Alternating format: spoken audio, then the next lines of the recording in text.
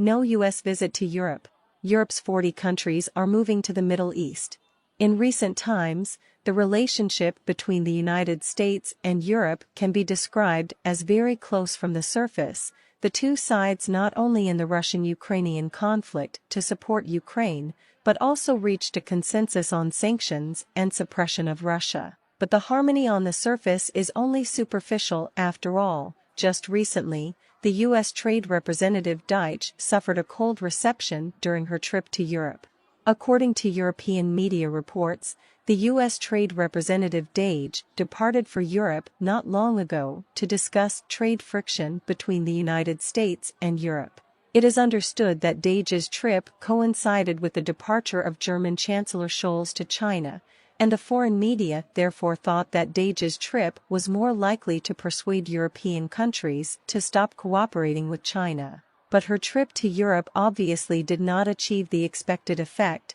In the dispute over the tax on electric cars, the EU representatives repeatedly expressed their dissatisfaction with the United States, and accused the United States of discrimination against European-made cars. The whole negotiation finally ended in an unhappy atmosphere, and from the statement of the EU representatives and the statement issued by Deitch afterwards, from the statement of the EU representatives and the statement issued by Deitch, it is clear that the trade negotiations have now reached an impasse, and some foreign media also speculate that the EU may take retaliatory action against the United States. The collective opposition of European countries to the United States is not surprising. Since the outbreak of the conflict between Russia and Ukraine, European countries have been on the same front with the United States to oppose Russia and support Ukraine out of concern that Russia will make further moves against Europe, but the results are also obvious. In the past 6 months, European countries have provided a lot of aid to Ukraine, including nearly 10 billion euros in economic loans, which are essential for Ukraine to continue the conflict with a collapsed economy. But in order to come up with this money, European countries have also emptied themselves.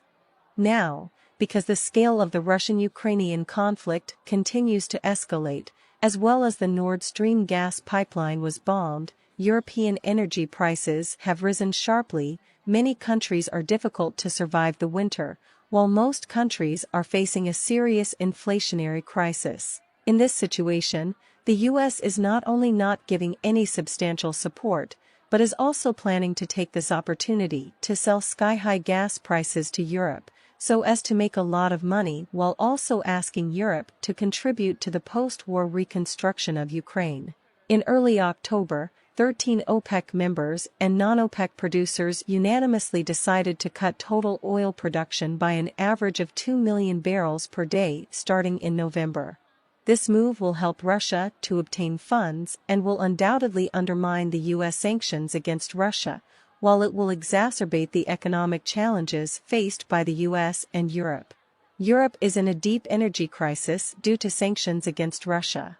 The U.S., however, has taken advantage of the fire to sell high-priced natural gas to Europe while engaging in trade protectionism to attract European companies.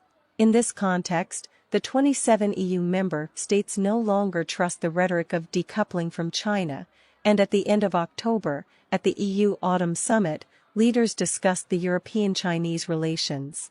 After the summit, German Chancellor Scholz revealed that none of the EU member states wanted to decouple from China.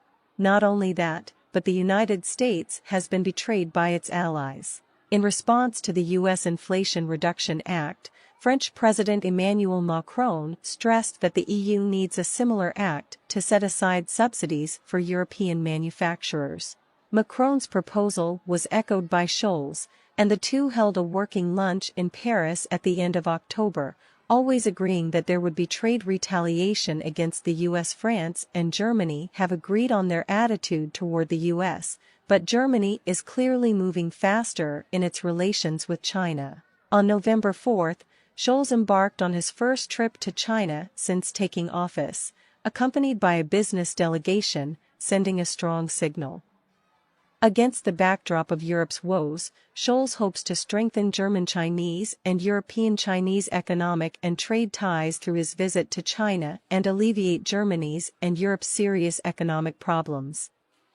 Since October, the United States can be said to have had a rather difficult time. The epidemic, inflation and the multiple blows of OPEC production cuts have made the Biden administration very passive at this critical point in the midterm elections. And today came several news once again to confirm to us the fierce contradiction between the world's development trend and the United States to maintain hegemony. In the first news, the United Nations opposes by a wide margin the continuation of the U.S. embargo against Cuba.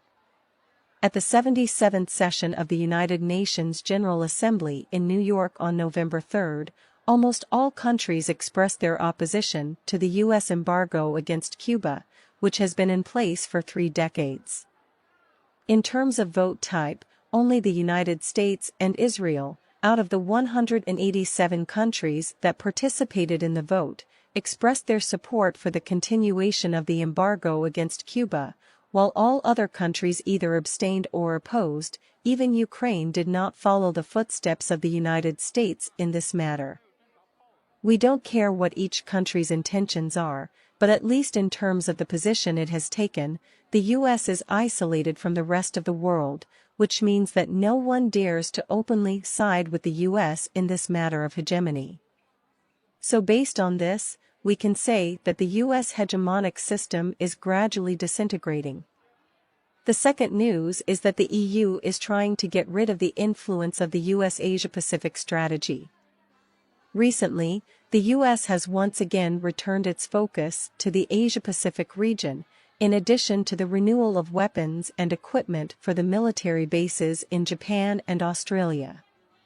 In the economic field, the U.S. has also used its traditional tactics, sanctions. According to the latest news, the U.S. hopes to achieve its goal of blocking the Asia-Pacific region by imposing sanctions on chips and semiconductors in the Asia-Pacific region. At the same time, in order to achieve the goal, the U.S. did not hesitate to threaten the EU countries once again. For example, the U.S. has recently pressured the Dutch company once again to stop supplying lithography machines to the Asia-Pacific region. But, unfortunately, the EU does not seem to be too comfortable with the U.S. strategic deployment in the Asia-Pacific region.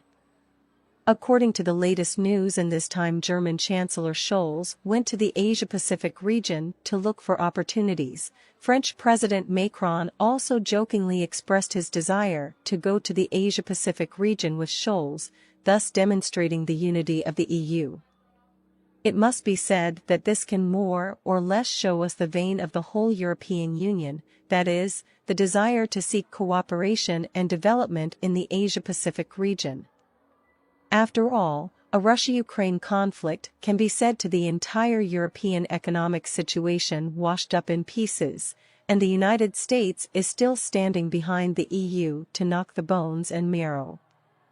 In addition, the EU and the Asia-Pacific region is separated by 100,000 miles. The two sides do not have the essential conflict of interest and threat, so as long as the EU leaders are not confused, then the United States hopes to threaten the EU to follow its Asia-Pacific strategy. I'm afraid the calculations are to fall short. According to the latest news, the most advanced U.S. aircraft carrier, Ford, will arrive in Europe in mid-November and will soon start military exercises with Germany, France, and other European countries. And by then, the United States in the European region will have Ford and George Bush 2 aircraft carrier battle group. It can be said that this release of war signals absolutely a lot. Indeed, as mentioned earlier, Europe's attitude toward the United States since October can be said to have taken a sharp turn for the worse, whether it is not long ago shouted that the United States overpriced the sale of natural gas is not a true friendship, or now openly does not support the United States Asia-Pacific strategy. All signs point to a slight rift in the relationship between the United States and Europe. So at this point in time, whether it is for the purpose of threatening the EU or rebuilding the EU's confidence in the US military's dual-carrier battle group is up to the task. All in all, from these news, the EU and even the whole world have a certain aversion to the US hegemonic behavior, but the US obviously does not want to let its hegemony be lost in this way. Therefore, in this context, the conflict between the US and the world will only grow, and even the current friends of the US will gradually wake up as history moves forward.